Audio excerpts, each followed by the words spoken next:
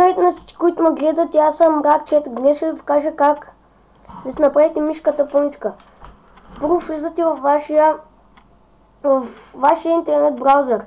Google, например, или Mozilla, или Internet Explorer, което имате. Пишете Hero Zero. Гледайте ме. Hero Zero Download Cursor. Пишете Hero Zero Download Cursor и натискате на ето и първото. Ето и първото. Ето сега аз го цъкам.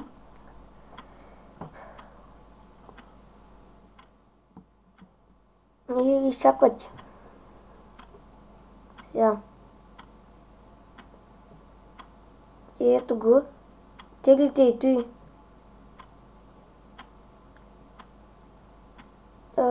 Ще го има на описанието, което трябва да изтеглите. Може да го натиснете директно там. И изчаквате да ви зареди. Ето и на мен заради. Го изваждате в работния плод. Слагате го, например, ще го сложа и тук. Ето. После. Интернет браузъра няма да ви трябва. После натискате десен бутон на мишката. Персонализиране. И излизате от него и те намаляване натискате. Или ако на английски ще напиша по друг начин. Влизате в компютър. Натискате локален диск. Ето.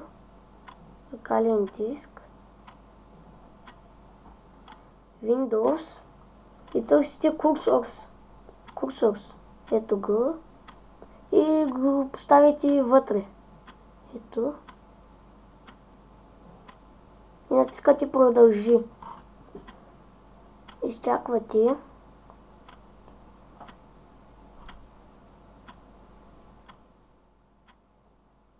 И ето го. В средата е.